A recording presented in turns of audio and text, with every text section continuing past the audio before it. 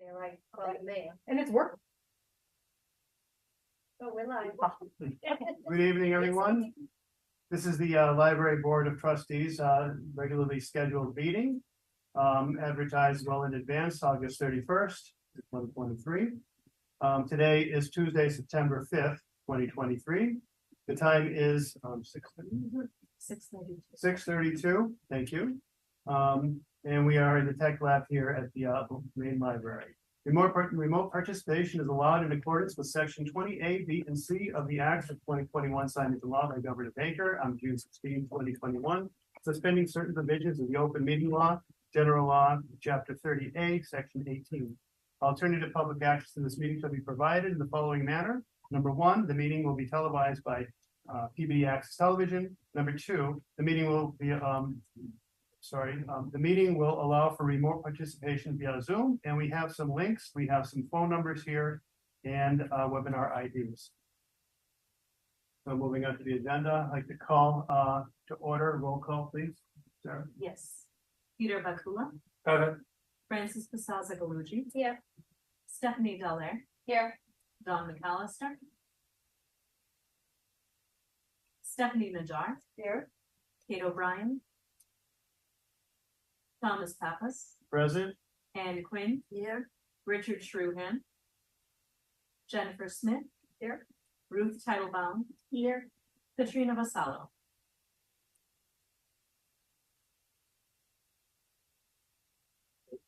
Thank you. We meet quorum. Oh, sorry. I should probably start the real webinar. Thank you, Peter.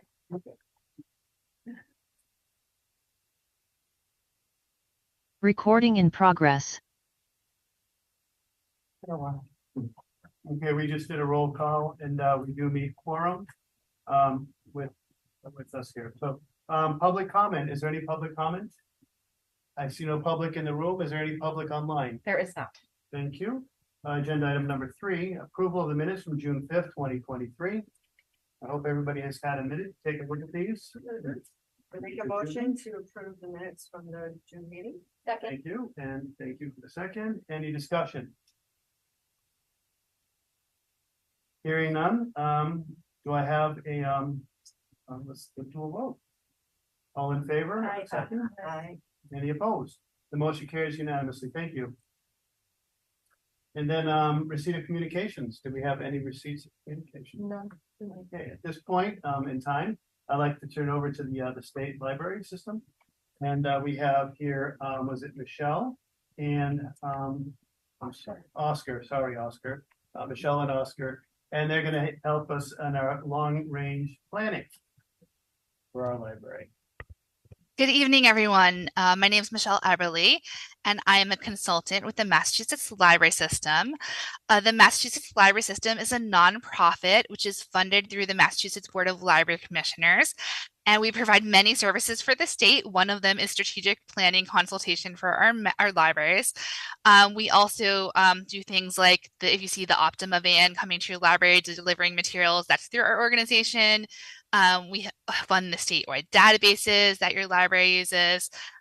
We have a resource sharing department in our office. We do the ebooks for the school library. So we do a lot of other things, but I'm here tonight to talk with you about strategic planning. We also do professional development for libraries of all types. And I'm really glad to have Oscar with me tonight. Oscar is new on our staff. And Oscar is also going to be offering strategic planning consultation as well soon. So Oscar, would you like to say hello? Hi, everyone. Good afternoon. Thank you for the invitation. Looking forward to working with Michelle and the rest of you all on strategic planning. And Great. Please feel free to reach out at any time with any questions to either of us as well. Thank you. So Kate reached out to me about I forget when, but sometime this summer or earlier. I've lost track of time, but Kate reached out about working with MLS for strategic planning. And so tonight I wanted to walk you through some of the requirements to submit a plan to MBLC and the services that we at MLS provide. So at MLS, we provide for our members ongoing consultation. So Kate can reach out to us anytime for support. We also can facilitate 1 day of focus groups or community meetings. we can review a draft of a community survey, and we can also review drafts of plans. So that's basically the services that we provide. And then the MBLC is who you would actually submit your plan to. So they approve the plan. So I'd love to share my screen if that's okay. I think I'm all set up. Kate, is it possible you could set it up so I could share my screen? And you could just need to make me a co-host or something. That works. Okay, awesome. Okay. Did that work? Yes. Okay, Okay. is everyone seeing my screen? Yes. Okay, great. So this is the MBLC site where it has all the information about strategic planning. This is where you will upload your plan when you have it. You will also get the information here about what is required for a plan. Libraries are required to do a plan if you'd like to qualify for LSTA grants from the state or for construction funds. If you are doing that, the plans are due October 1st each year, and an action plan is due by December 1st. If you're not applying for an LSTA grant or construction fund the following year, you don't have to have a plan on file. However, strategic planning is a best practice, and we strongly encourage all of our libraries to have a strategic plan because it's really important for just like managing change, for setting strategic priorities, for making sure you have people in your community who support your library, and just to have your strategic initiatives and priorities that you can use for your work at the library. So this is where you'll go to find out everything that's required for your plan. I encourage you to check out this section that has parts of a strategic plan. Currently, the MBLC requires you to have either a mission or a vision. You don't have to have both. If you are going to pick one, I encourage libraries to go with a mission, but it's really up to you. Usually the mission is more focused on the library and the vision will be more focused community-wide. You also need to do a user needs assessment. This is what the MBLCs is the most important part of the plan. This is where you're listening to your community, you're doing some discussion with your staff and identifying needs that you can be responsive to with your plan. This is also where you look at the demographics of your community. So this is actually kind of like the most important part of the plan. Once you have all that user assessment data together, you will work on developing goals. So MBLC is very flexible about how you include goals in your plan. They have to see something that's like a goal, but it could be, you could call it a strategic priority, you could call it a theme. A lot of libraries are getting very creative in how they put together their plan. So as long as they see something that is a goal, they'll be happy. With your goals, you need to submit actions each year. So you would submit those by December 1st. Some libraries will include the actions in their strategic plan, but that is not required. I always recommend that libraries put together at least their first year of actions when they're putting their plan together, because you have to submit it like a couple months later. So you should have them ready. I also always recommend including the staff in when you develop those actions. And then you also in the plan need to write, how did you go about your process? So this is where you'd be like, we held a focus group or we did the community surveys, just outlining how you went about it. And then this is where also trustees come in. So the trustees will need to approve the plan. So you will sign off on the plan before it is submitted. And then we have also a guide, which I recommend you check out, that our library system puts together. And there's a lot of great resources on here. We have sample surveys, we have sample plans. So as you're looking towards getting your plan together, you can go on here and see some of the approaches that other libraries have used. So I really encourage just taking a look at both the MBLC site and at our site when you're getting started. So I'm going to stop sharing. And Kate and I have had a discussion about what might be a good process for your library. And we talked about for assessment that your library would do a community survey to get like big picture from the community. And then we are available to do 1 day of sessions for your library. So we actually picked a date already. I forget it off the top of my head, but it's coming up in a month or two. And we're gonna, Thursday, let me just get the date yeah, for everybody. we have it on the calendar. Thursday, November 9th. And we're gonna be doing a session with the staff, at least, if not going from Yeah. there. Yeah, I think we had talked about maybe like a staff session, maybe a community session, but whatever you want to do is what we do. So whatever works for you. And so when I do the facilitation we talked about was we'll do appreciative inquiry style. And I often start with a mini visioning. So we'll look at the community, starting with the community. So we'll talk about I dream of a Peabody where, and I'll lead all of the participants through a brief mindfulness activity, and then they get to complete that statement. And the statements are always the most beautiful, meaningful statements that are so helpful for putting together the vision statement and taking it, really looking deep at the community.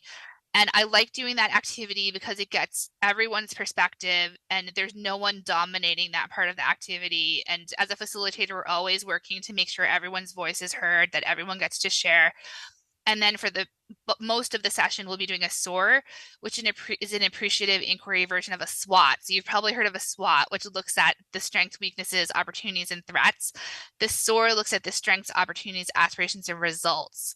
And so that's what I'll be doing for that session. And I always meet with the director like a week or two before it just to adapt it if there's any other questions or any kind of topics we want to discuss as well. So what questions do you have for me? Or Kate, do you want to follow up with anything?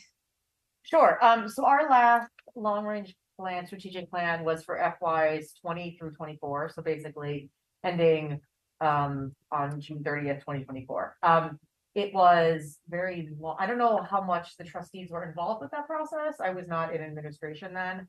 I know that as a staff member, it was a pretty grueling, long process, lots of focus groups, working with an outside consultant, that it was very dry, grueling, tedious. It was not fun for staff. And the resulting document is very long, it's very detailed, but there's not a lot of clearly actionable items. It's a like 20 pages of just like paragraph after paragraph of things we're going to do, but there's not a clear, like, Al and I really want a strategic plan that says like, these are our, top 5 things we want to accomplish, by which we mean like 3 action items for each thing. We want it to be short and sweet and distilled down to whatever we're doing at the library. Can we say, oh, well, this hits 2 of the things, right? So we don't want it to actually be a usable document rather than a document we spend all this time on, have their help spending all this time and spend all your time on, and then it kind of gets put away. Because that's the state that ours is in right now. It's a very long document that's not really usable, unfortunately. Plus, it was put together right before COVID. So obviously everything we tried to do starting in FY20, which started in 2019, we haven't really, everything has changed since then. Also, the surveys that we did back then were very much given to library users and library advocates, which was great because the feedback we got was like, the library is super, which is great, but that doesn't really help us.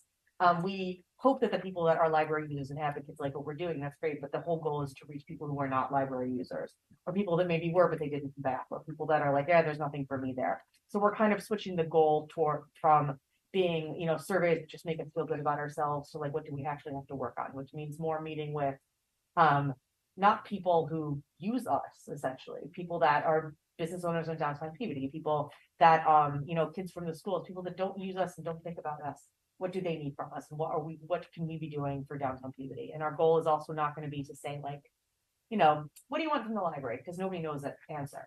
You ask people, what do you want from the library? And they're like, better parking. They're like, great. I can't do that for you, unfortunately. But also I feel like that puts the onus on the person a lot to say, Stephanie, what do you want from the library? That's not your job. I mean, maybe it's your job. You know what I mean? In the real world, it's not a patron's job to tell us what they want. It's our job to meet the need that they have. So our goal is going to be more on people talking about the needs and what they want from in the city, and then our goal is to figure out how to solve those problems for them, not for people to tell us our own solutions. So it's kind of shifting the focus from last time and making it more patron focused and more outward focused, rather than like, we like what we're doing, we like ourselves, and actually a usable document. And so Michelle and Al and I had a long conversation about what we felt was good about and usable about our last plan, but mostly what we felt was a lot of effort for something that was not really, I couldn't tell you there's kids reading to the dog on the front of it. I'm sure we've all seen a picture, and I can guarantee any of you who were around then probably don't remember our long-term plan and don't use it at all. So we're kind of starting fresh, which is exciting. And Michelle totally gets what we mean in terms of let's make it useful and not a waste of time, basically. Just for my own knowledge, can I ask a few questions? And sorry, I don't mean to not understand this, but I do like the customer first focus, but the patrons, what are they looking for when they come in here? I love that. That's universal throughout industry. Is always the voice of the customer. Very big. I love hearing that. So we're looking for community feedback and asking Oscar and I'm sorry, Michelle, sorry, I'm doing it wrong. Thank you. So feedback, does it always take the form of like services and how we can provide more services or different types of services or how we deliver those services, or does it entail other things as well? It entails other things as well. So, really part of the strategic plan is need to start, like Kate said, looking at the community. So we're going to look big picture at what's going on in the community, what are the needs in the community, and then it will come back to then looking more specifically like what can the library do to serve those needs. When I do the facilitation, like the big part is the source. So we will touch upon strengths of the library. We're going to look up like specifically what are opportunities going on in the community. What are some opportunities going on in the world? Like maybe what are some things that change with the pandemic that even could be opportunities for the library? Then we're going to look at what does the library aspire to be?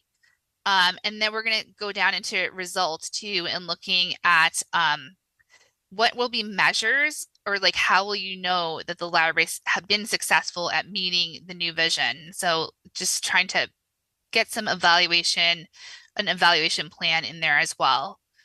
So, but yeah, it's not going to be just about services. We're really looking at the community and how the library can best serve the community.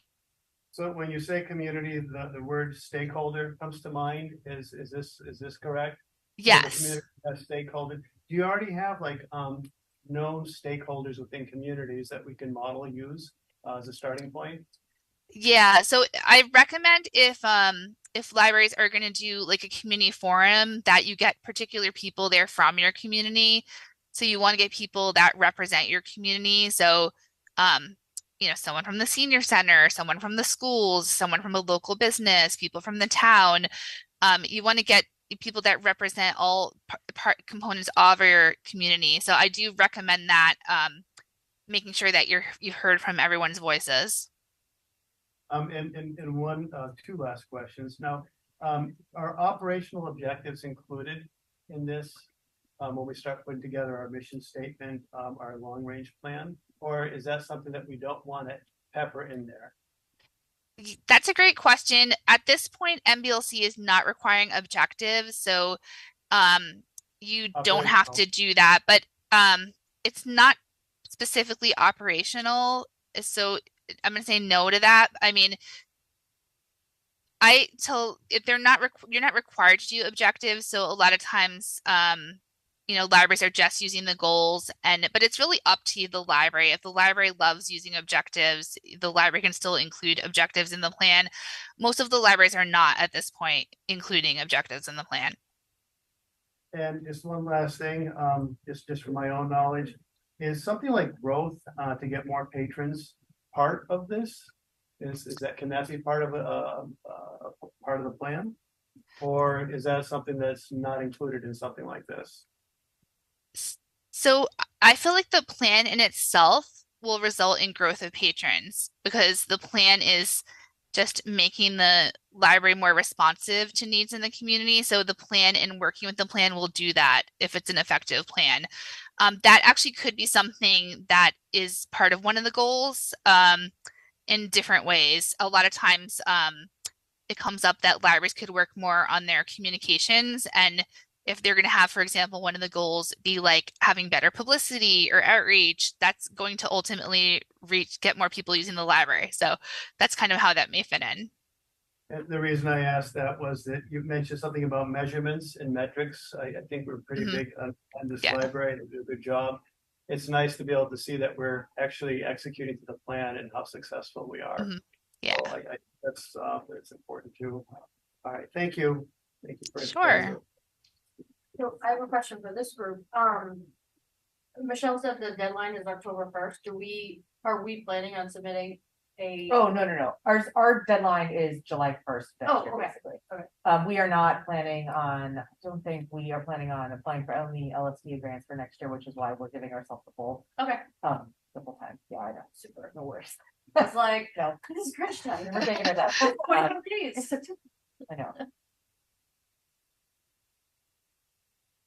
Any other questions for me or?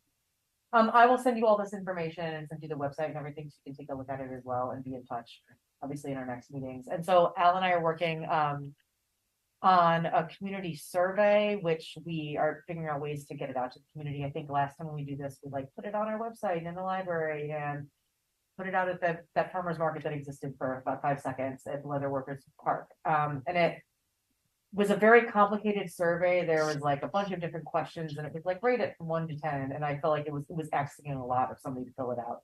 So we're coming up with just a really simple Google survey with like 5 or 6 questions broad, but we want to get people's input and actually have it doable. And we're going to try to give it to them. I've talked about in my report some of the new and growing partnerships with the schools that actually get kids to fill it out. So we want something that's accessible, and we can also have it in print copies as well. But the goal is to actually have people fill it out, not look at like a 20-question piece of paper that they're never going to answer the questions to. So Al and I are working on a draft, and then we're going to ask Michelle to look it over with us, and I'll send it out to you as well. Kate, I saw a good idea at the fireworks a few weeks ago, right? There is a whiteboard, and I forget what the question was, but what does Peabody need? What makes Peabody better? It was more of a brainstorm board. Yeah. People walking by just wrote, parking lots, the charging stations, just all kinds of things, lower taxes, all kinds of anything goes.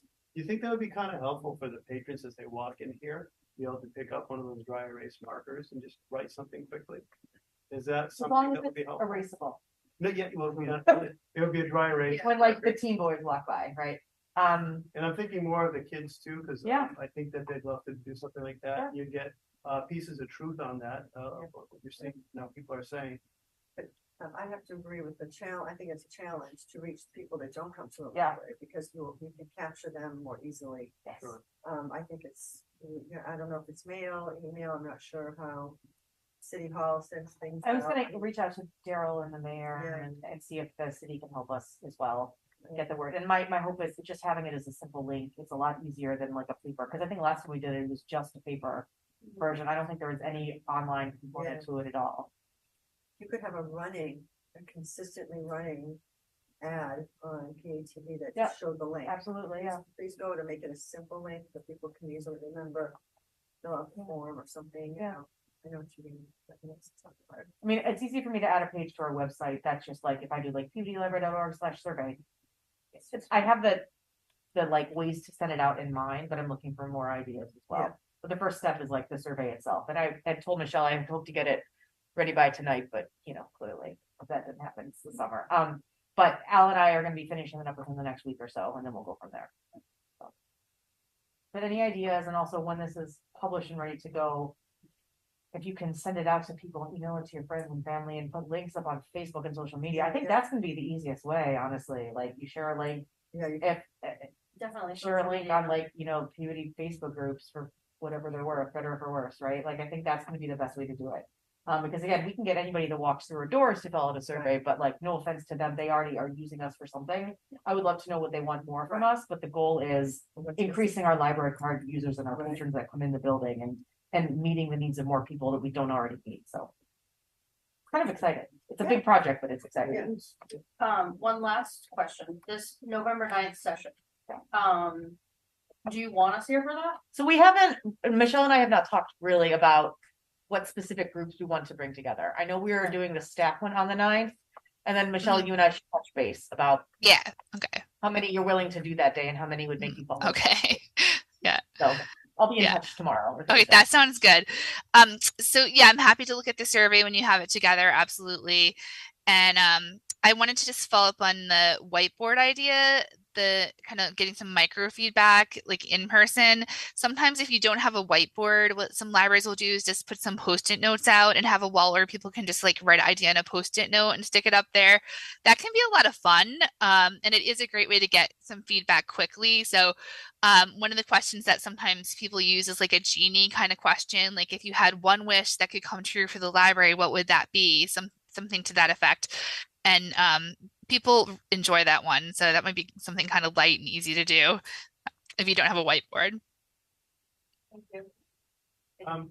Did you mention a threshold of how many pieces of feedback you need before you can commence, or a stop date?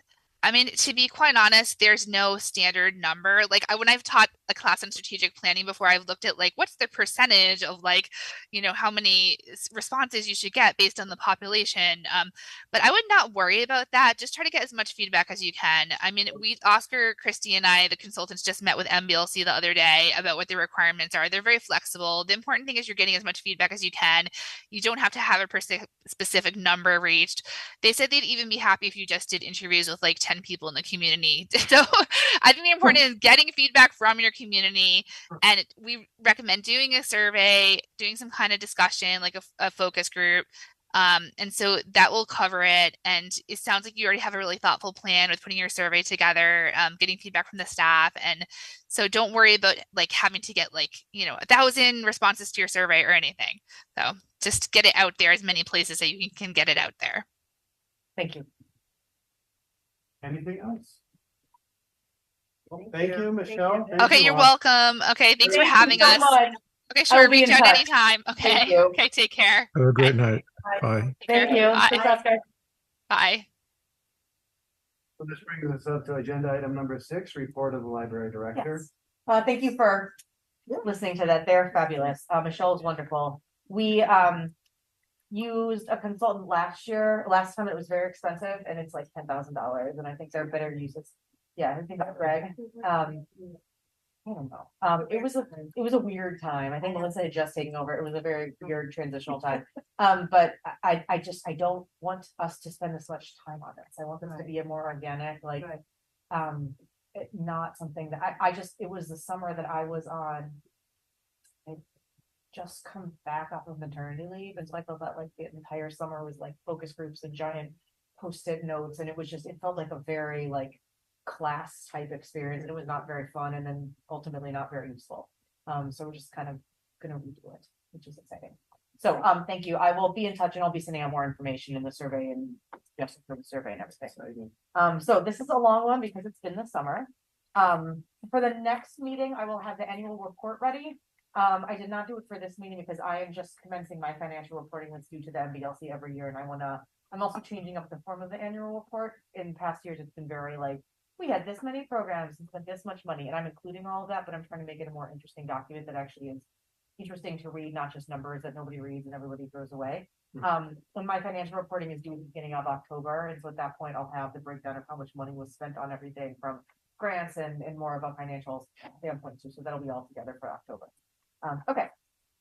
Director's report to the library trustee, September 2023. Staffing. Our staffing for FY24 is healthy, thanks to the approved budget requests that restored the part-time West Branch Children's Librarian to our budget and allowed the Public Services Librarian position to be promoted to a senior position. We are finishing up interviews for the Senior Public Services Librarian position and hope to have it filled by the end of September. I'll be posting the West Branch Children's Librarian's position within the next week. Senior Teen Librarian Allison Bridgewater resigned over the summer in order to follow her dream of moving to California. She'll be working as the Teen and Bookmobile Librarian at the Santa Ana Public Library. We wish her the best of luck, and I'll be posting that position shortly as well.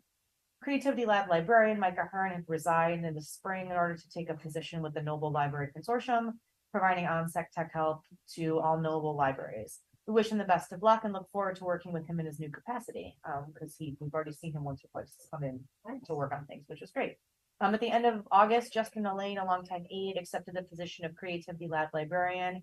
We are incredibly excited to have him join full-time staff responsible for managing the Creativity Lab and working towards the next 10 years of our makerspace. The 10-year anniversary is coming up, so that's okay. We have 2 open part-time aide positions. So feel free to send qualified applicants our way. The job description and application will shortly be available on the city website. And our summer interns completed their work here, and we thank them for their time and effort and hope to see them again next summer. Building, the West Branch Library roof is continually worked on, as when one leak is fixed, another appears somehow. The last work was done in August, and time will tell how effective that was. The main library Sutton Room's HVAC control system has been malfunctioning, and we hope that the last adjustment has solved the problem with sensors not working properly. The lobby door downstairs, which has leaked during heavy rains for decades, is on its way to finally being fixed. Caulking was added above the doors and on each side of the door jamb, which stopped water from coming underneath. And the next step is to add a small lip over the doors to stop water from coming in through the top. So fingers crossed that works. And then programs and initiatives. There are a lot here. The American Library Association's annual Banned Books Week is coming up the first week of October. And the Mass Library Association's Intellectual Freedom and Social Justice Committee, of which I'm a member, is encouraging Massachusetts public libraries to host a read-in to celebrate the freedom to read as a reminder that free people read freely. The PIL will be hosting a read-in at the main library courtyard on Saturday, September 30th from 2 to 4. We invite all community members to bring a book or check one out, a blanket or chairs, and their family and friends, and just sit and read and enjoy cider donuts and other fall-themed goodies in celebration of our freedom to read whatever we're interested in. The PIL will provide snacks, crafts for kids, and a space to celebrate the joy of reading and the First Amendment that guarantees that we all have to read. We all have the right to read whatever we're interested in. Invitations to local politicians and community members will be sent out this week, and I hope that the trustees are able to join us. You'll get an invitation as well. As we discussed earlier this evening, we are beginning the PIL's long-range planning process to begin with a community survey given during September, October, continuing with community and staff conversations later this fall, and the final presentation of adoption of the plan for FYs 25 through 29 by July 1st, 2024.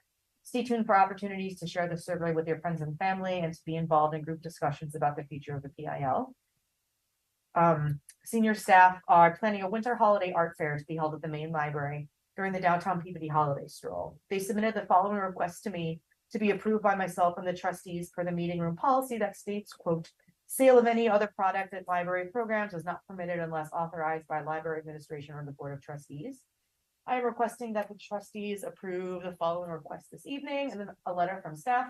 Dear library trustees, we are currently planning a winter holiday art fair to be held at the main library on Saturday, November 25th from 10 to 4. It will be held in conjunction with the holiday stroll presented by Peabody Main Streets. We are inviting a diverse group of local artists and small business owners to display and sell their work at this market. Art will include paintings, prints, greeting cards, handbags, candles, jewelry, crafts, and more. While past events held at the Peabody Institute Library during the citywide event have focused on the celebration of Christmas, this art market will provide the community with an opportunity to purchase items from vendors that would make appropriate gifts for any winter holiday they celebrate. We are requesting permission to allow these vendors to sell their goods within the library. Vendors may accept payment via cash, card, or mobile payment services such as Venmo, depending on their preference. We believe that providing the winter holiday art fair to the community during the holiday season supports the library's value of inclusivity. The library's mission statement reads that, quote, the library provides innovative services, resources, programs, and spaces to meet the educational, informational, and cultural and creative needs of the community, all of which can be fulfilled through this proposed program. Thank you for your time and consideration, Peabody Institute Library staff. So I'm going to request a discussion and approval of that later. The relationship between the Peabody School Department and the PIL remains strong and growing. This summer, the PIL's 15th holding the annual free lunch program. Over 500 lunches to kids and teens were served, all provided by the Peabody School Department Food Services staff at Higgins Middle School. As has happened for at least a decade, Peabody High's access program serving students with disabilities in high school through age 22 calls the teen room their home base during the school day. And the Sutton Room will again host the monthly leadership team meetings for school administrators. The former teen librarian had a strong relationship with the Peabody Learning Academy High School at North Shore Mall, and senior children's librarian Jenny Usovich has temporarily taken over school visits at the PLA and is coordinating an American Library Association grant that provides free books for PLA students in order to foster group discussions and projects. And during the months of May and June, the South Branch Library coordinated visits with 20 South and Brown School classrooms so that students could learn about the summer reading program. And then the newest partnership and the biggest one, beginning this school year, the West Branch Library will be hosting the Peabody Prep remote school students and families for regular meetings, field trips, and activities. And they're going to be using the West Branch Community Room kind of as their home base and meeting place before field trips. And they're doing like their school pictures there and stuff. So it's kind of like going to be their physical meeting space during the school year. Okay, main library. Senior Adult Services and Public Programming Librarian Gabriella Toth reports that this summer, the PIL held weekly and bi-weekly adult programs such as yoga, meditation, and the Death Cafe, where people get together and just basically discuss death and their feelings towards it. It's kind of like unofficial group therapy. It's been going on for a long time and people love it. Attendance stayed strong and didn't decrease as in previous summers, which was great. Crafting programs were attended by adults and teens alike. Since programming was such a success, Senior Librarian Toth added a last-minute camp crafts program and a game night, both of which were very well attended for summer programs. She also worked on getting the nonfiction collections organized by leading religion and social sciences. Monthly outreach at Brooksby Village with Senior West Branch Librarian Amory Thomas is still going strong, and they added an outreach event to Residences North Senior Housing, I guess. In September, Senior Librarian Toth has planned a program with Ronnie LeBlanc from the Travel Channel to give a fun talk about his Bigfoot research. Senior Librarians Toth and Thomas, Amory Thomas from the West Branch, will be attending Brooksby Farm Senior Day. The monthly crafting and knitting group returns with a new leader, and Senior Librarians Toth and Badal will be starting a new book club called Biographies and Bagels at the end of the month. Fall concerts and Professor Theo Harris will also resume this fall. This summer, Senior Local History Librarian Catherine Badal reports that the local history department conducted collection maintenance activities, including shelf cleaning, assessing materials as candidates for preservation and storage, and end processing materials received from tech services. The old newspapers removed from basement storage were arranged and added back to the newspaper collection in the Sutton Room, and several art and history tours were offered. Plans for September include 2 events for Trails and Sales, the annual Essex National Heritage Area event series, the Art and History Tour on September 19th, and the scavenger hunt around the city in collaboration with Senior West Branch Librarian Amory Thomas. Senior Librarians Toth and Badal received a grant for $2,000 for Mass Humanities for their Reading Frederick Douglass program, which usually takes place around the 4th of July. However, this December is the 150th anniversary of Frederick Douglass speaking here at the PIL, so our community reading of What to a Slave is the 4th of July will take place in December. And will include community members and scholars discussing the legacy of Douglass's writing and work. Senior Children's Librarian Jenny Usovich reports that children's and teen summer reading were incredibly successful at all PIL locations. Children were invited to read and enter for free Topsfield Fair tickets. Total participation was 164 children, up from 118 last year. So 46 more kids this year, which is great. The South Branch Library had the largest turnout with 81 Topsfield Fair cards returned. 90 children registered for summer reading ages 0 to 12 Bean Stack Challenge, with over 45,000 minutes spent reading as of 8:15. Aides and interns in the children's department worked in July and August on checking in the entire children's physical collection. We do that because sometimes books make it onto the shelves without being properly checked in. They don't get checked in when they've been processed. So sometimes books make it onto the shelf and we don't know that they're actually here. So that's why they check them in. And then tech services thankfully cataloged dozens of books that were not accounted for. And then they all heavily weeded all collections to prepare for new FY24 purchases. Children's events continue to be very well attended, with a completely full alpaca therapy program coming up this week for 40 children, the return of our popular stuffy sleepover, and full story times, yoga, and craft programs. During the search for a new teen librarian, children's staff will take over the weekly teen volunteer program. And then Book Retreat, the annual Halloween free book giveaway during Peabody Main Street event, will take place on Thursday, October 26th. Senior children's and branch staff are partnering to give away free books, goodie bags, and crafts. South Branch Library. Senior South Branch Librarian Amy Titus reports that over 80 children turned in their completed Topsfield Fair summer reading challenges to the South Branch Library by the end of the summer. All summer children's programs, including family movie nights, pajama story times, family bingo, family Legos, and toddly story times, were well attended. In September, local artist Brooke Lambert will be hosting a watercolor workshop for adults. Genealogist Jennifer Smith will return to host an introduction to genealogy class. After the success of the first community puzzle swap in March of this year, they will be hosting another on Saturday, September 16th. And recurring programs such as knitting lessons, after-school Legos, and toddler story times will continue throughout September. West Branch Library. Senior West Branch Librarian Amory Thomas reports that over the summer, West Branch Library staff checked in every adult fiction and nonfiction book in the West Branch in preparation for shifting and updating the nonfiction collection. The West Branch Library also had many programs for teens and adults to attend, with attendance reading maximum capacity at each arts and crafts related program for adults. This fall, a craft group named the Artist Alcove will meet every other Saturday, and 3 book clubs have been well attended, including the new cookbook club. Budget. to end with. I included our current budget for your review, so we're just starting out. Our FY 24 budget was approved as requested by the mayor and city council with a 4.19% increase over FY 23, mainly due to negotiated contractual salary increases, plus the addition of the part-time West Branch librarian and promotion of the public services librarian to a senior position. I begin our annual financial reporting for the MBLC this month, and our budget increase means that we will safely reach the required budget increase before full certification. And then there's more in there that I'm sure got missed because it was 3 years ago or 3 months ago, but it was an incredibly busy summer and we all need to take a break for a month now. So, Hey, thank you. of course, I really love everything except the west roof leaking. This is about community service, right? This is about giving to the community. This is about drawing people into the library. This is about people leaving the library with more than they came in with, right? that's the goal. This library is doing a fantastic job. And we just had some of the consultants here talking about strategic planning. And we're going to try to even do better than what's happening. I think that is so cool. It's like a continuous improvement loop that we're in. And we're going to just keep on getting better. Thank you for you and your staff and all the effort you put in, and for our genealogists too. Thank you, Janet. It's really awesome. I do have a question. Yes. Those newspapers, right? I was a while back, we had somebody digitizing our newspapers.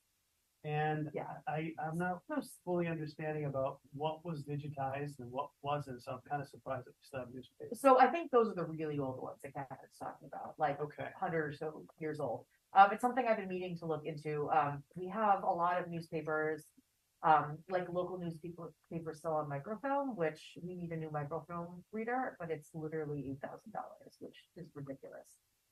Considering it's not used a ton, but we still need it. So I actually am going to be looking into using, finding funding to essentially digitize all of our old microfilms, because we have a huge cabinet downstairs that when people come in to look for like Peabody Weekly from, I'm getting the name of the newspapers wrong, I don't know, from like 1920s, right? They have to come in, they have to talk to a librarian who has to know where to look downstairs, which is not everybody that knows how to do that. Then they have to go get the physical roll, and then they have to go up to the microfilm reader that we will have currently replaced for $8,000. Mind-numbing that cost, and then teach the person how to use a microfilm reader. I would rather spend that $8,000 on sending them away to a professional service to digitize them, so then they're also available online for people. Because I think it's a very easy to do. It's a relatively easy process these days to digitize these things. It's like digitizing your old film pictures. Like it's not a hard process to do. We just have to actually like commit to doing it and get the money. So I've been meaning to talk to Catherine. That's actually not her purview because those are just kind of more current newspapers. But I think what she's talking about is like the really old kind of crumbly stuff that needs to be officially preserved. That is not work. That is she wants to keep in a physical state. I can definitely ask her for more information because I don't know more about that. just out of curiosity. I'll ask her more about that. But I'm going to be looking for funding for digitizing all of the stuff we have sitting in the basement, because it's not going to last forever. And again, I'd rather spend it if I have to find $8,000 on a microfilm reader that's used like 3 or 4 times a week. I'd rather digitize it and have it on our website where it's used, 3 or 4 times a day, just because it's really cool to look through and look at the ads and stuff like that. So that's something I hadn't even thought about until a couple weeks ago. And then it came to me saying we need a new one. This is the cost, and I feel like there's a better way to do this. So this is going to be one of my projects to solve, like how do we switch over the process. So it actually has nothing to do with what Catherine wrote. Okay, I will ask her about that. it's Though. really cool stuff that's happening. Oh, I did lie. It's not just the west roof that bugged me. I do have a note here as you were speaking, about your report. The malfunctioning door, malfunctioning HVAC system in the main. It was really cold. I was just in there. Yeah, it's cold now on purpose. Because it wasn't for a while. Catherine keeps it chilly. Okay. Catherine on purpose keeps the temperature colder than the rest of it. It has its own HVAC system, basically, its own sensors, its own controls, that's separate, and its own humidity controls and everything. Yeah. Earlier in the summer, it seems like so long ago, on a day when it was like 90 degrees, of course, basically all the entire HVAC system, the pumps and everything they just crapped out one day, pardon my language. They stopped working, they failed. My child, when I say that, is offended. They failed, and so we had to get everything basically. And the issue wasn't the temperature; it was the humidity. And everything was failing, and so we got it replaced, but then it seems that the company that did the actual work and then the company that's in charge of the control system, something was not connected correctly. There was like, they were just not talking correctly. So the sensors weren't really doing what they were supposed to do. We aren't sure if they were picking up the wrong temperatures or they just weren't talking to the system correctly. But we had to bring in that company. Viking is this controls company and Limbach is the actual HVAC company. So we had to bring in both. It was expensive, but not our budget. We had to bring in techs from both companies at the same time to kind of like troubleshoot. And we think this last time is working. But it needs to be really cool in there, especially days with the humidity like this. Has there been any damage? Or No. Okay, good. Everything that was, luckily when it first went awry, they were able to replace it the next day. And so and it was a Thursday afternoon, I think it happened. So we just basically left doors open with fans as long as we could, because everything worked in here. So it was a matter of like getting some creative fanning going to cycle the cool air from out here through there. And then a couple times, I mean, and when I say it's been malfunctioning, it's been like, humidity's up to like 62% or the temperature's up to 65. It hasn't been like huge catastrophic failures, just enough that we needed to get it fixed. Right, So it seems to be fine. It was just kind of a technical. in the lobby door, is that our main door for this main? That's the one off the courtyard, off the elevator lobby. Okay, that's what I was thinking Yeah. of. All right, so that still leaks. So interestingly enough, we had always, so water does come in if the rain hits it just right. Water comes down that entire glass wall and comes on the top of the door, but that is never really accounted for all the water that would soak the carpet. And so we'd always assumed it was coming up over the door jam. Mhm. And then we had a lot of water got in there because we've had these like deluges this summer. So we pulled up all the carpet. And then as it was being replaced, of course, it rained again, but it's fine. But we have a lot of leftover carpet squares, so it was fine. But it allowed us to see that the door jam that was installed 50 years ago at this point, all the concrete that comes up to both sides of it was crumbling. So there was no good seal anymore, which was great actually that it's kind of fortuitous that it flooded so bad that we had to pull up the carpet and then pull it up a second time. Because I have videos of just like shop backing it and then watching the water come in. Because if you watched it, the water never actually got high enough to get over the door jam, which didn't make any sense. But then I'm actually glad that we wasted all this time and effort on the carpet so I could see the problem. So our custodial staff just basically caulked everything, and that made all the difference. And above the doors too. So now water is no longer getting in. They did a heavy duty snaking of all the drains, and they had to power jet stuff out of the drain. There's a flat drain right outside the door. We just did that, didn't we, last year? We had snaked it before. This time they had to power jet it. They had to basically shove basically there was stuff that was getting clogged between the library and like the main sewer lines that was too far down. So basically they had to bring down, it's like a heavy duty hose essentially, really just shoves everything out. So they had to do that. And then once the water was no longer getting high, that's when it started to not make sense. But we found the problem. So is this something like regular maintenance we have to do every year? No, I think it's every 50 years. I think it's Okay, just, fine. it's something that like, if you look at the concrete, it had crumbled over. Right. It was the concrete had just crumbled and the seams were no longer watertight and it was a very easy fix. That's the day I came to visit. Yes. I was in great Fire when department was when the fire department, it's a great day. I'm sure it was charming and very calm, Yeah. even keel, right? But we think that this will have solved the problem. And I think putting the lip over the door, it really only needs to be like an inch. It doesn't need to be a big thing. It just needs to like shoot the water a different direction. But I think we're finally when I was a teen librarian in the teen room, carpet would get flooding. I was told multiple times that's just how it is. It's not fixable. But it has been my goal.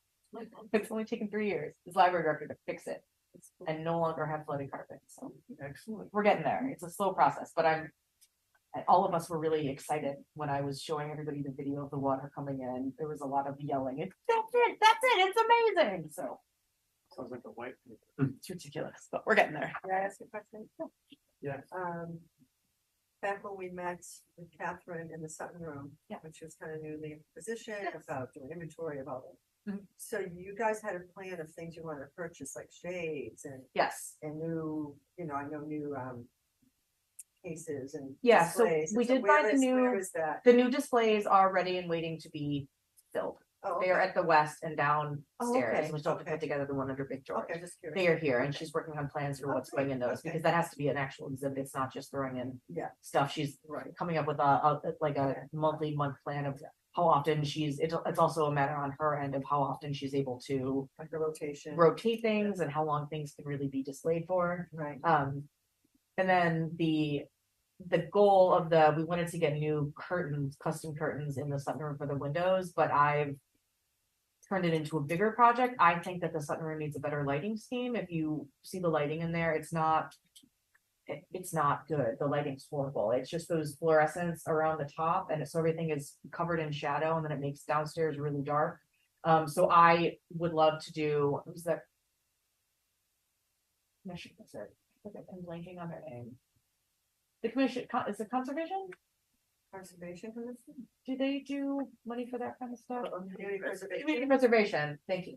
I had talked to the Community Preservation Commission about, like curtains for in there, because that is directly for the room itself. I think that I need to expand that and talk to them about like a lighting, like getting in a lighting architect essentially in there, because I think that there is, with the art in there and with the wood, if during Birds and Bubbly, we had all those like just like Yeah. floor lamps in there, which all of a sudden you could see all the warm detail of the wood that you had not been able to see before, with horrible dim fluorescence. Even with and the problem with the fluorescence along the top, there's a line of fluorescence at the top of the room, right sitting on top of the wood. And we recently changed those out, but the reason we had to change over all the lighting at the South Branch to LEDs last year is because those lights, those nights are obsolete, you can't purchase them. And the South Branch so the ones in the sunroom are the exact same lights. You can no longer purchase them. So the ones that are in there were the ones that my custodial staff was able to cannibalize from the South essentially. And when they took out the ones that did work from the South, they're now up in the sunroom. But once those go, there's really not a lot else we can do other than like search on eBay essentially. Yeah. So it needs to be replaced anyway, but I think somebody needs to come in and take into account the age of the room, the age of the gold, the age of the arts, and really work on a plan that like a more museum lighting in there, and not look at the room as a workspace, but as like a museum quality room. Is that a capital? I would hope that it would be a lot of money. Yeah. But I want to talk to the Community Preservation Commission about that, because they've done work, they've funded before work on the sunroom itself, and this money is on the sunroom itself. It is making the room itself more sustainable. Everybody loves the sunroom, Stephanie. Yeah. So it's turning, as with everything I do, I think it's gonna be a small thing, and then I'm like, just kidding, I'm gonna make it 4 times bigger. But I think that investing money in the sunroom, if you can't see it, is kind of a waste of money at this point. And knowing also that those bulbs are not replaceable, we're gonna have to at some point put in a new lighting system and and if you go in there now, the lights are brighter because we changed them right before Birds and Bubbly, but they were just stuck up there as kind of utilitarian, and so all they do is cast these horrible. The ceiling itself is so 3D that all those lights do, because they're not aimed or they just make everything be shadowy. So it's not. The lights and whenever we have an event in there, I always get somebody asking me, is this full lighting? And I always kind of go, yes, it is. But I wish I could say like, actually, no, it's on a dimmer, or they're not just fluorescent lights everywhere. So long answer to. It's on your list. It's on the list, but I think it's going to need to be a bigger thing than just curtains. It's that way at home too. Right? Yeah. Does anybody else have any questions for our director? So as she's reading the whole report, I had 2 thoughts coming to my mind. I don't know if it would be like the library slogan now. Not your grandfather's library. Right. Or the library, not just for books anymore. Well, so the thing that we've been toying around with kind of as a joke, but not really as a joke. So our tagline for the last like 5 years or so has been supporting your story, which was great. We came up with that during our last long range plan. Great. It works, because story can mean everything, right? Your story of getting a job, your story of learning how to read, your story of learning English, whatever, your story of learning how to use a 3D printer. But I think that our strengths are the history stuff, right? George in the sunroom and Frederick Douglass 150 years ago, and good old George himself, but also it's what we're doing for kids and teens in the makerspace. So we've been toying with like where past meets possibility, because like I want to focus not so much on the books, because everybody knows a library has books. People will always come to a library for books, and I first and foremost am a book person, and I think that libraries should not. I think a lot of libraries are starting to shy away from books and be like, well, it's not just books, it's everything else. But like we are first and foremost books, and George wanted us to be books, but we have the history and we have the future, and how do we meld those two things. So we're kind of looking at focusing on like where the past and the future combine, you know, where past meets possibility, because I like a good alliteration. Because I think that we have much more to offer than books, but I also don't want to fall into the trap of sounding like we're ashamed of the fact that we have books, because I think a lot of libraries fall into that trap because they're trying to prove that they're relevant and books aren't relevant, but they are. Like, Well, reading is the gift of knowledge. You know, Absolutely. You have to. Yep. You have to be educated, you know, that's the premise of this whole thing, is Yeah. free education. Yeah. And reading is a big part of it. And absolutely. even in the instructions, in order to do all the other things Right. that we offer, you know, reading is. the There's foundation. literacy Yeah. and digital literacy and photographic literacy. There's so many different kinds of literacy that we're working on here. So it's exciting. This long range plan is exciting, but totally overwhelming at the same time. Exactly. Most good things are though, right? Yeah. Most productive things are. And anything on the Autobahns? Oh, yes, I didn't include that because I finished that before I got the email today. They have just finished the 15 that we sent off last year. And so when the foundation meets in late September, I'm gonna go to the foundation with a funding request and then go forward, and we're gonna set up a trading date in October-ish. Yeah. Excuse me, probably. And just a correction, I was the Peabody TV aired a bunch of interviews with candidates for library trustees, and there were a bunch of questions asked about funding for the Autobahns. And I just want to clarify that the city does not spend any money on the Autobahns. Right. That seems to be kind of a misconception that So one that's of the that questions question. asked multiple times was like, people say that the money, why people ask, why is the money being spent on the Autobahns? And I want to just make sure everybody understands the Autobahns are funded through trusts and foundation donations, And and those people know that at the time. no, and it was current trustees and people running for trustee, and it seems to just not be, and it's something we don't talk about a lot, but Right. that just so everyone understands, the city and the library as one are legally responsible for the upkeep of the Autobahns, but it is 100% funded by foundation donations and fundraising and trust money that people have left the library, and also state aid. So the Mass Board of Library Commissioners and state funding. So the city does not spend any money on the Autobahns. Very clear, the city doesn't spend any money On something that they are legally, No tax dollars going to the Autobahns from city taxpayers. on something that they're, yes. Indirectly, yes. So that's it's an amazing feat that we're doing here without Yeah, using I know it. residents' tax dollars at all, zero. Okay. Thank you for bringing that up. So, Any other questions for our director? I make a motion to approve the director's report. Thank you, Stephanie, and thank you, Stephanie. Najar and Zalar. Any discussion? Hearing none, okay, all in favor? Aye. Any opposed? The motion carries unanimously, thank you. All right, reports of the committees, succinctly stating the nature of the investigation and discussion by committee recommendations, it's kind of wordy. All right, Autobahn Committee, nothing other than what our director has reported. Building and Grounds, nothing other than what our director's reported, Rich isn't here. Personnel. John's not here. Policies and Procedures. No. Liaison to the, was that liaison to the, what do we have here? Yep, foundation. The liaison to the foundation. Yes, Staff. we met last Tuesday, August 29th. It was an events committee meeting. So the updates are for fundraising. I don't know if it's officially been told to this board, but we're not moving ahead with Starry Night this fall. We're taking a break. It's been, doesn't mean we're not going to revisit it, but I think with all the effort that gets put into it, we were disappointed with the participation, and for the amount of money we ended up earning. There were other things that we've been doing that kind of supplement that same funding. And we do want to continue with Birds and Bubbly. That's something we want to carry forward.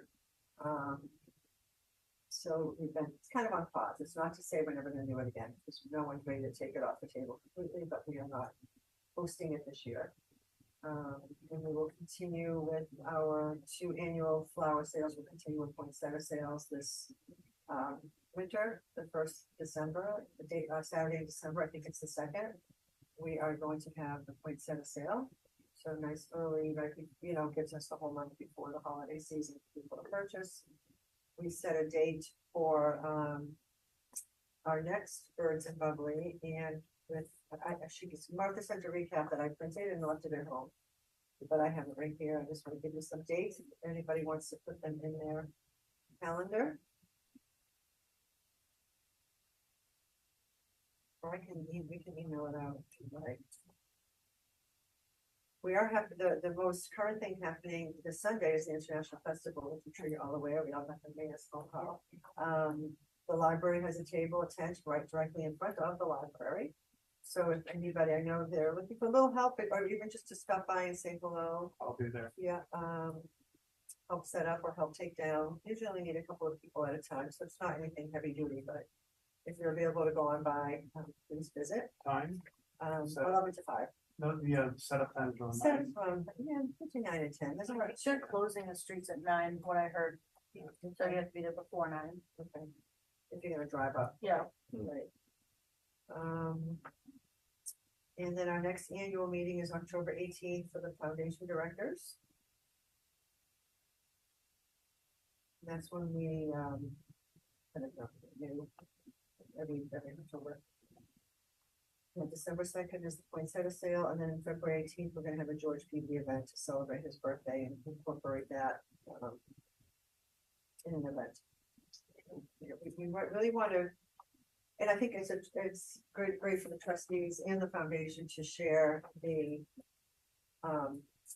movement of George Peabody and just kind of keep bringing it to the forefront in any way possible, because he is and was such an amazing person, such a gift to many, not just our community, but so many places around the country and the world, that it's something to capture and hold on to for sure. So we're kind of on that mission as well.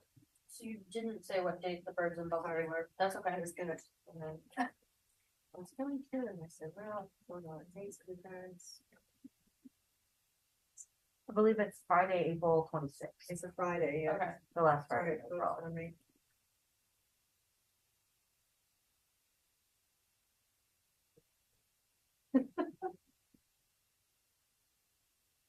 April 26th. 26th, yeah. Sorry about that. Yeah.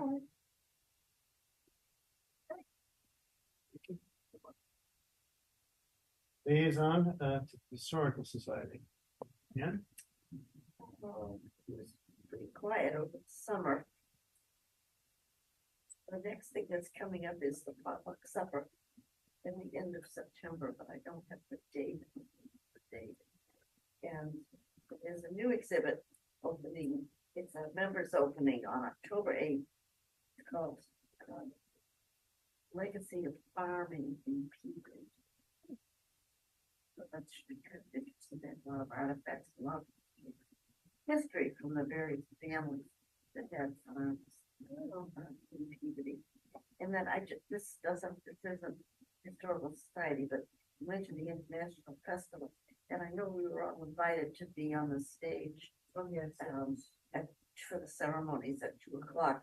And I just wanted to remind you about that. Yeah. We have Last year you were doing the line there. a showing. Yes, unfortunately, I have drill team. We're not doing it this year.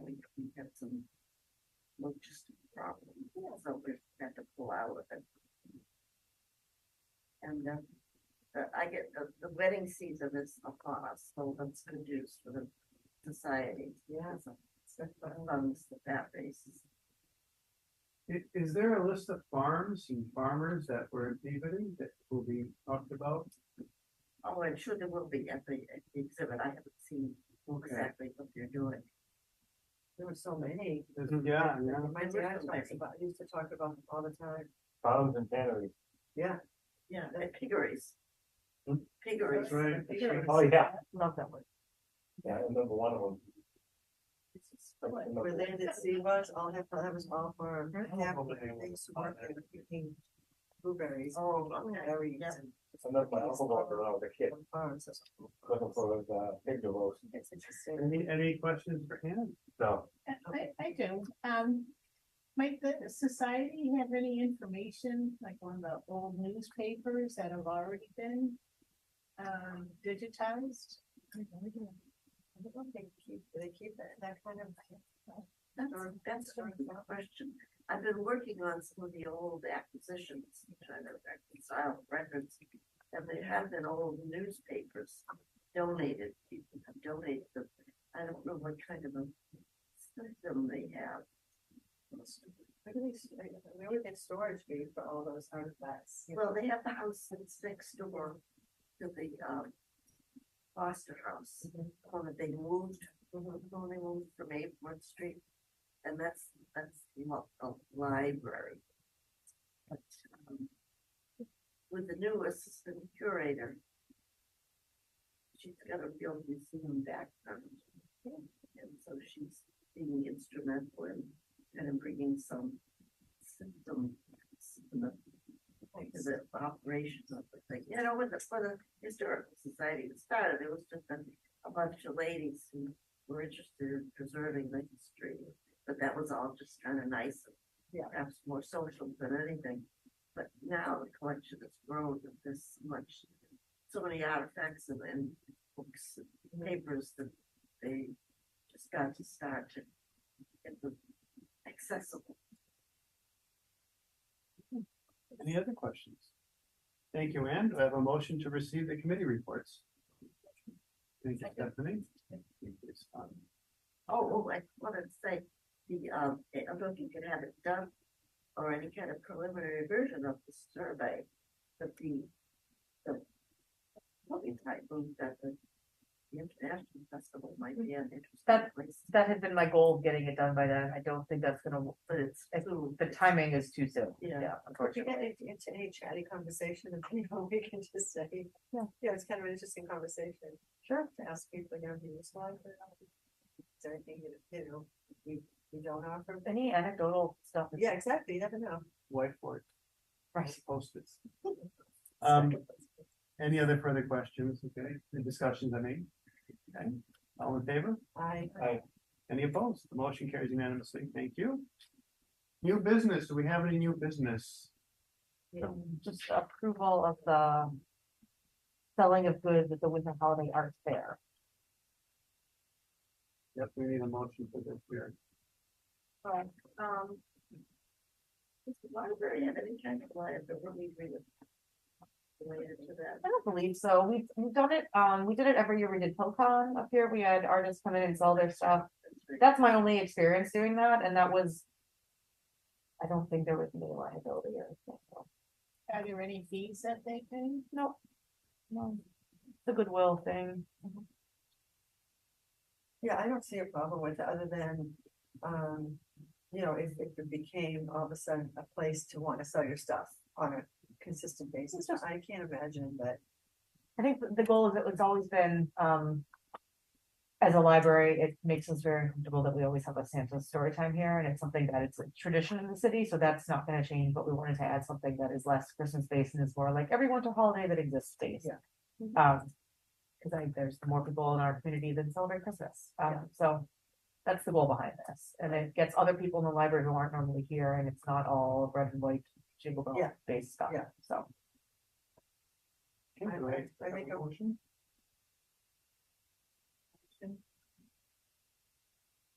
I motion to pass that. Great.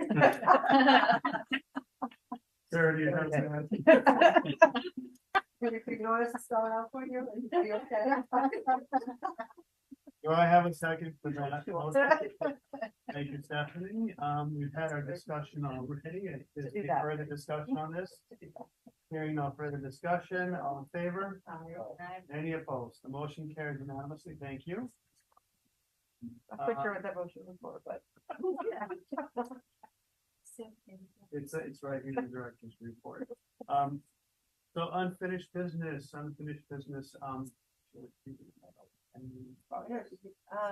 What we shifted this year was a big change from that one everyone disliked so much to an actual medal with his face on it. I haven't received any sort of bill or anything. Yeah, I know, because I was reading last I was reading through the minutes from last time, and it popped in my head that at least we've moved forward with the one that we like and that we can afford. And no one got, I would just let it go because I mean, it's been months past, the budgets have ended and started Yeah. over again. And nobody ever got anywhere with the city treasurer on the money that was earned from that Oh, donation, the which was donation. supposed to be paying for the medals, so. And now we have a new city treasurer, her son. Oh, Yes, That was congratulations. Well, your nephew, excuse me, your nephew Ross is our new, Titlebaum is our new city treasurer. So he was funding it, so, I think that it's between the transition of that happening. And Brooks first, everything was just, we've gone through this funny little change over the past few years, but between coming in and out of COVID and new administration, I think someone has to address that because it's just sitting there for that purpose. So that part of it isn't like, smoothed out yet.